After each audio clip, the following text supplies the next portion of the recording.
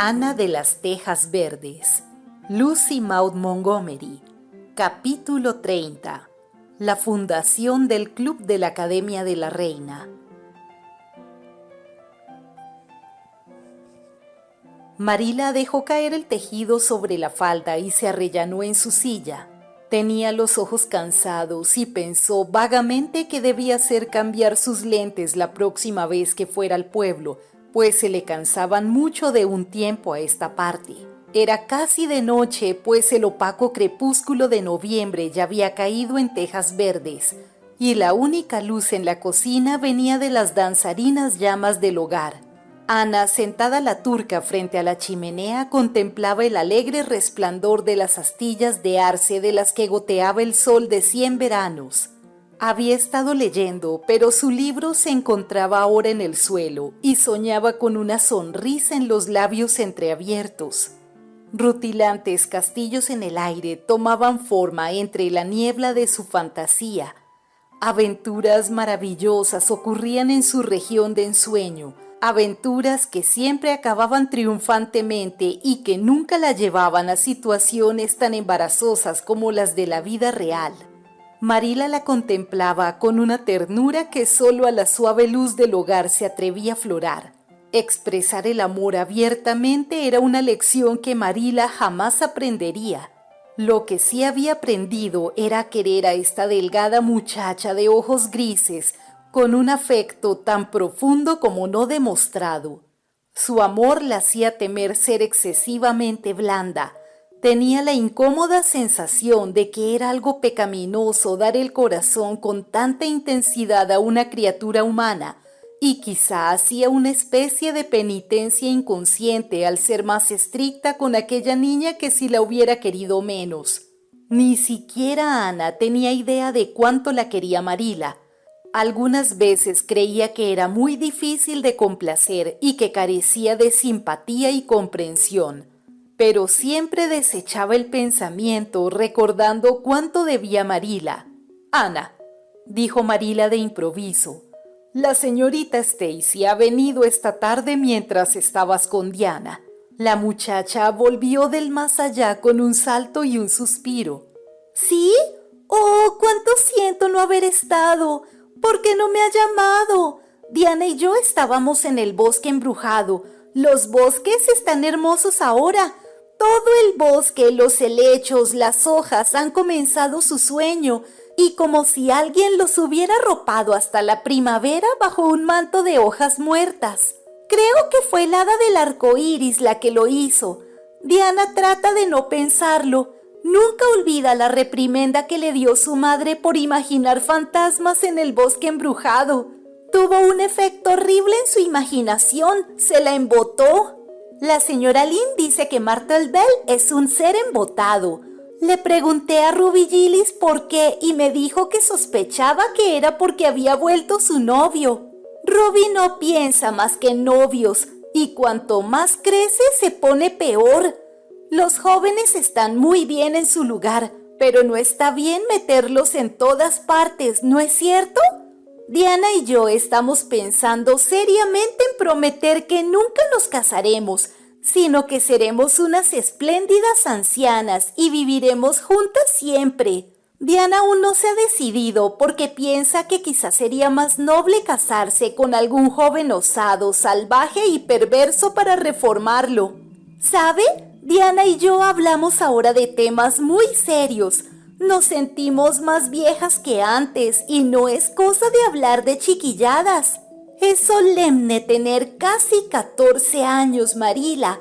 La señorita Stacy nos llevó a todas las niñas entre 13 y 19 años de paseo junto al arroyo el miércoles pasado y nos habló de eso.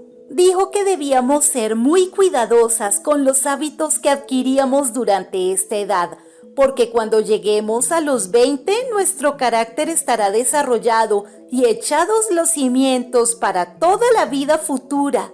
Y añadió que si los cimientos temblaban nunca podríamos construir encima nada de valor. Diana y yo discutimos el asunto al regreso del colegio.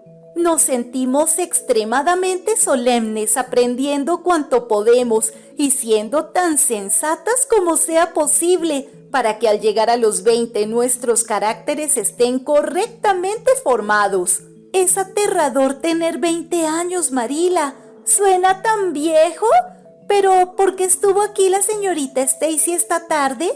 Eso es lo que quiero decirte, Ana, si me dejas meter baza. Me estuvo hablando de ti. ¿De mí? Ana pareció algo asustada. Luego enrojeció y exclamó: ¡Oh, ya sé!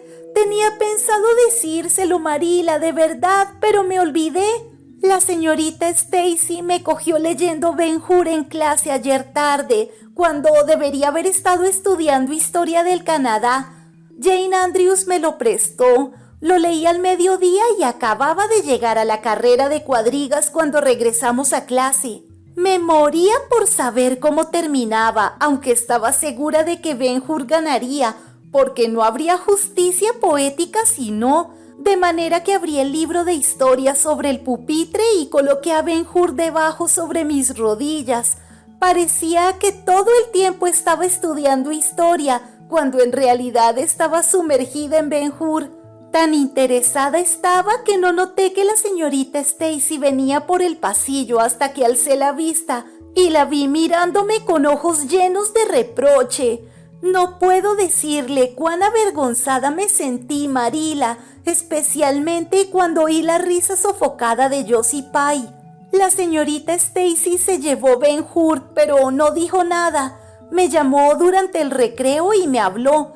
Dijo que había estado mal por 2 razones.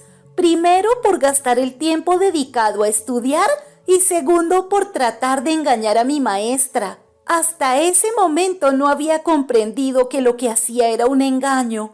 Me sorprendió. Lloré amargamente y le pedí a la señorita Stacy que me perdonara y le dije que nunca lo volvería a hacer. Ofrecí como penitencia no leer Ben-Hur en toda una semana, ni siquiera para ver cómo terminaba la carrera de cuadrigas. Pero la señorita Stacy dijo que no era necesario, que me perdonaba, de manera que pienso que no estuvo bien de su parte venir a verla. La señorita Stacy ni siquiera mencionó el episodio, Ana, y lo único que te tiene a mal traer es tu conciencia culpable. No debes llevar novelas al colegio. Estás leyendo demasiadas últimamente. Cuando yo era niña ni siquiera me permitían mirar las tapas de una. Oh, ¿cómo puede llamar novela Ben-Hur cuando es un libro tan religioso?, protestó Ana. Desde luego que es casi demasiado excitante para leerlo los domingos, pero yo lo leo solo entre semana y nunca leo libro alguno a menos que la señorita Stacy o la señora Allian lo juzguen conveniente para una niña de 13 años y 3/4. La señorita Stacy me lo hizo prometer. Una vez me encontró leyendo un libro titulado El espeluznante misterio de la habitación embrujada. Me lo había prestado Ruby Gillis y era tan fascinante y pavoroso, Marila. Helaba la sangre en las venas. Pero la señorita Stacy dijo que era muy vulgar y me pidió que no lo leyera más, ni tampoco libros parecidos. No tuve inconveniente en hacerlo, pero era dolorosísimo devolverlo sin saber cómo terminaba. Mas mi cariño por la señorita Stacy pasó la prueba. Es realmente maravilloso, Marila, cuánto se puede hacer cuando se está deseoso de complacer a una persona. Bueno, creo que encenderé la lámpara y me pondré a trabajar, dijo Marila. Veo claramente que no quieres oír lo que dijo la señorita Stacy. Estás más interesada en el sonido de tus propias palabras. ¡Oh, no, Marila! ¡De verdad que quiero escucharlo!, exclamó Ana contrita. No diré una sola palabra más. Sé que hablo demasiado, pero estoy tratando de vencerme, y aunque digo demasiadas cosas, quedan muchas que quisiera decir y no las digo. Por favor, cuéntemelo. Bueno, la señorita Stacy desea organizar una clase entre los escolares adelantados que quieran hacer los exámenes de ingreso en la Academia de la Reina. Vino a preguntarnos a Matthew y a mí si nos gustaría que tú participaras.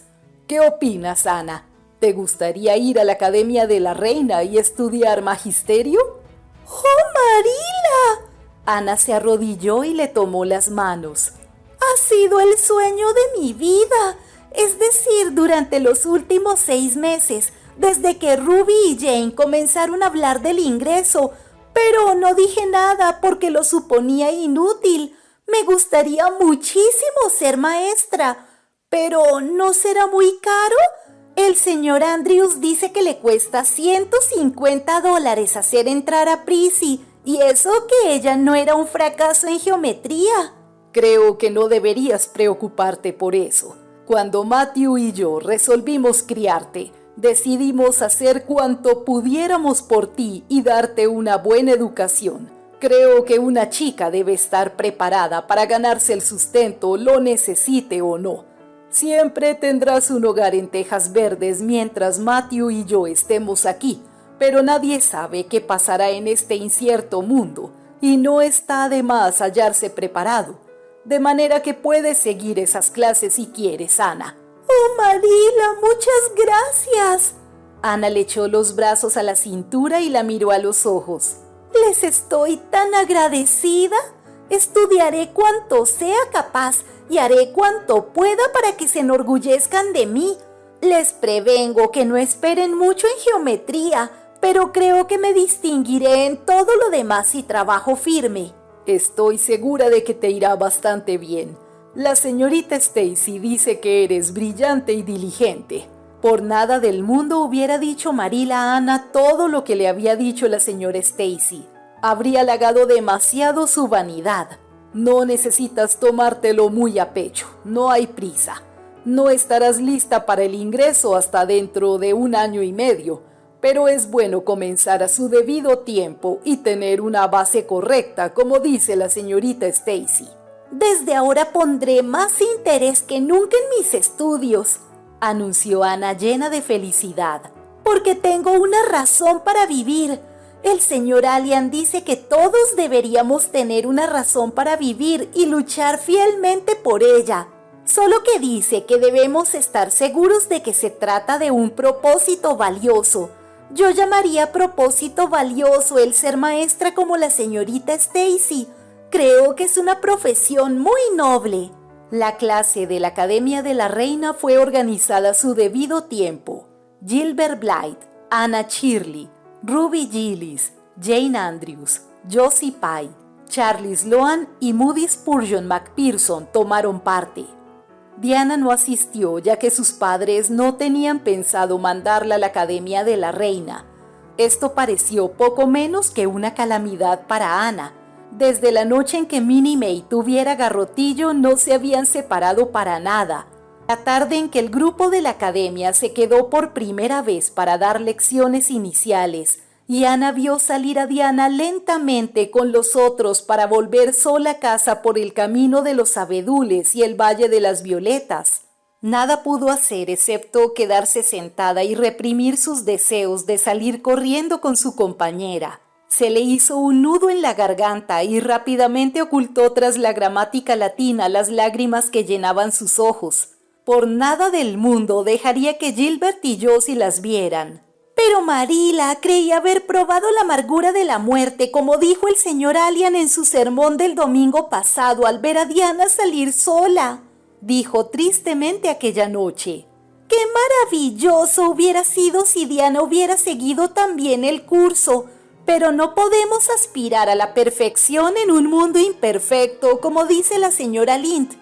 Aunque a veces no sea una persona muy reconfortante, no cabe duda de que dice muchas verdades. Y pienso que la clase será muy interesante. Jane y Ruby solo estudiarán para ser maestras. Es la meta de sus ambiciones. Ruby dice que piensa enseñar durante un par de años después de la graduación y luego casarse. Jane dice que dedicará toda su vida al magisterio y no se casará nunca, porque a una le pagan por enseñar, mientras que un marido no paga nada y además gruñe cuando le pides dinero para huevos o manteca. Supongo que Jane habla por triste experiencia, pues la señora Lynn dice que su padre es un cascarrabias y terriblemente mezquino.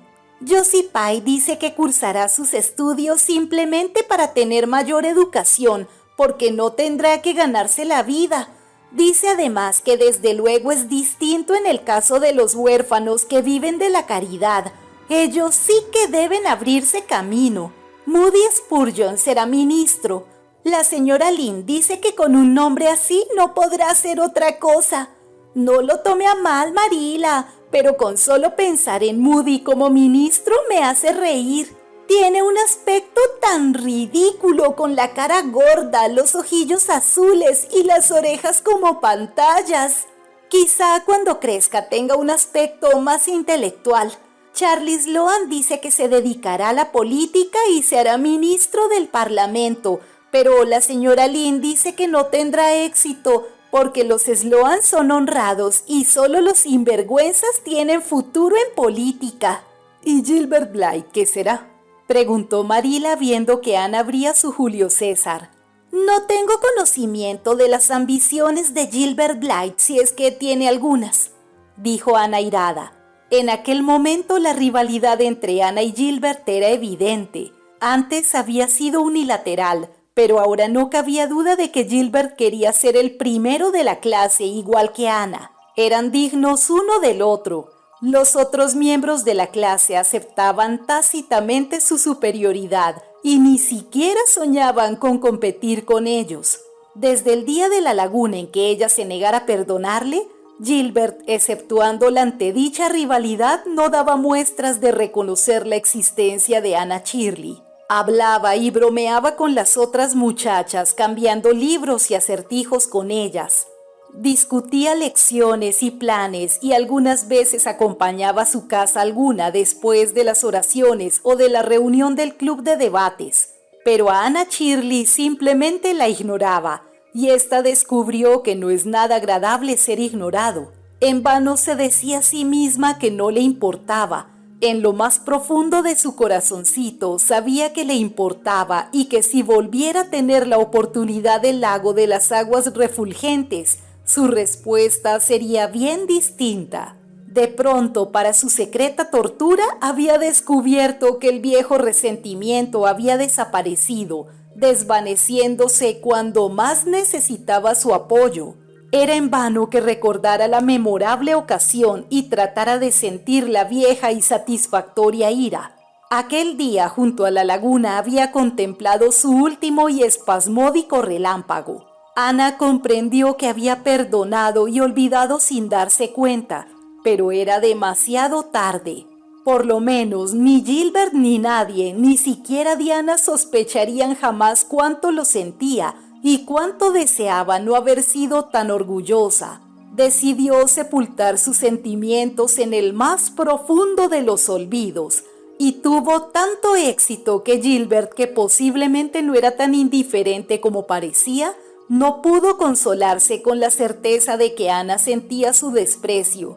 Su único pobre consuelo fue burlarse sin piedad, continua e inmerecidamente del pobre Charlie Sloan. Por lo demás, el invierno pasó entre agradables deberes y estudios. Para Ana los días transcurrían como doradas cuentas de la gargantilla del año. Estaba feliz, ansiosa, interesada. Había lecciones que aprender y distinciones que ganar, deliciosos libros que leer, nuevos cantos que practicar para el coro de la escuela dominical, placenteras tardes de domingo en la rectoría junto a la señora Allian. Entonces, casi antes de que Ana lo notara, llegó la primavera a tejas verdes, y una vez más todo floreció. Los estudios se volvieron menos agradables.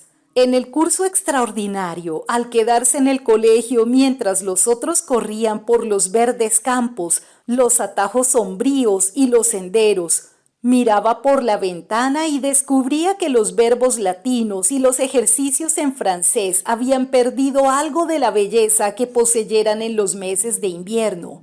Hasta Gilbert y Ana se rezagaron. Maestra y alumnos se sintieron igual de felices cuando terminaron las clases y los alegres días de las vacaciones se extendieron rosados ante ellos. «Han realizado una buena labor este año», les dijo la señorita Stacy durante la última noche, «y y se merecen unas buenas y alegres vacaciones. Diviértanse cuanto puedan al aire libre y reúnan mucha vitalidad y ambición para trabajar el próximo año. Será una tarea extraordinaria. Es el último año antes del ingreso. ¿Volverá el año que viene, señorita Stacy?, preguntó Josie Pye. Josie Pye nunca dudaba en hacer preguntas. En esta ocasión el resto de la clase le estuvo agradecida. Ninguno se hubiera atrevido a preguntarlo, aunque todos deseaban saber. Habían corrido alarmantes rumores por el colegio de que la maestra no regresaría al año siguiente, pues había recibido una oferta del colegio de su distrito natal y tenía intención de aceptarla. La clase de la Academia de la Reina esperó la respuesta sin respirar. «Sí, creo que lo haré», dijo la señorita Stacy. «Pensé en encargarme de otra escuela, pero he decidido volver a Avonlea. Para ser sincera, me he interesado tanto por la clase que no la puedo dejar, de manera que me quedaré hasta después de los exámenes». «¡Hurra!», gritó Moody Spurgeon. Nunca se había dejado llevar por sus sentimientos y durante una semana enrojecía cada vez que recordaba el incidente. «¡Oh, estoy tan contenta!», dijo Ana con los ojos brillantes. «Querida señorita Stacy, hubiera estado muy mal de su parte no regresar. No creo que hubiera sido capaz de continuar con los estudios si otro maestro hubiera ocupado su lugar». Cuando Ana llegó a su casa aquella noche, guardó todos sus libros de texto en un viejo baúl del altillo, lo cerró con llave y la tiró en un cajón. «Durante las vacaciones ni siquiera voy a mirar el edificio de la escuela», dijo Amarila. «He estudiado todo lo que he podido durante el curso. He aprendido geometría hasta saber de memoria cada teorema del primer libro, aunque me cambien las letras. Estoy cansada de ser sensata y dejaré correr la imaginación este verano. Oh, no se alarme, Marila, la dejaré correr dentro de los límites razonables. Pero quiero tener un verano realmente alegre, pues probablemente será mi último verano de niña. La señora Lynn dice que si sigo estirándome el próximo año igual que este, tendré que alargar las faldas. Dice que soy toda ojos y piernas, y cuando me ponga faldas más largas sentiré que deberé ser digna de ellas, y lo seré. Sospecho que entonces ni siquiera podré creer en las hadas, así que este verano creeré en ellas con todo mi corazón. Me parece que vamos a pasar unas vacaciones muy alegres. Ruby Gillis va a dar una fiesta de cumpleaños y el mes próximo tendremos el Festival de la Misión y la excursión de la escuela dominical. Y el señor Barry dice que una noche nos llevará a Diana y a mí al hotel de White Sands a cenar. Allí se cena por las noches, ¿sabe? Jane Andrews fue el verano pasado y dice que es maravilloso ver la luz eléctrica y las flores y las señoras con sus elegantes vestidos. Dice que fue su primera visión de la vida elegante y que no la olvidará hasta el día de su muerte. La señora Lynn llegó por la tarde para averiguar por qué Marilla no había asistido a la reunión del jueves de la Sociedad de Ayuda. Cuando Marilla no concurría a dicha reunión, la gente de Avonlea sabía que algo andaba mal en Tejas Verdes. «El corazón de Matthew no andaba muy bien», explicó Marilla, «y no me sentí con ánimos de dejarle. Ya pasó, pero los ahogos le dan más a menudo y eso me preocupa. El médico dice que debe tener cuidado y evitar las emociones fuertes.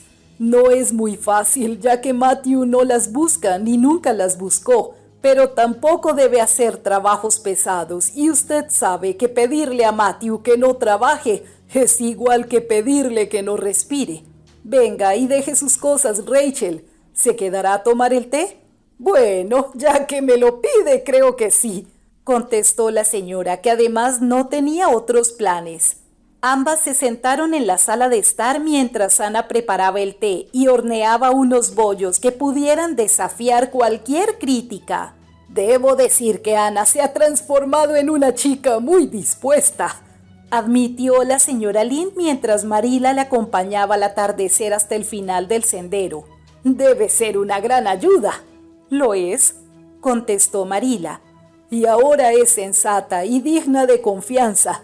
Antes temía que no se curara de sus yerros, pero no ha sido así y ya no temo confiarle nada. Aquel día 3 años atrás no se me hubiera ocurrido pensar que resultaría así. Nunca olvidaré su terrible reacción. Cuando volví a casa le dije a Tomás: «Toma nota, Tomás. Marila Colbert se arrepentirá toda su vida del paso que ha dado. Pero me equivoqué y me alegro. No soy de esas que nunca reconocen el error. No, esa nunca fue mi costumbre, gracias a Dios. Cometí un error con Ana, pero no era de extrañar, pues nunca había visto una criatura más singular, eso es. No había modo de criarla con las reglas aptas para los demás niños.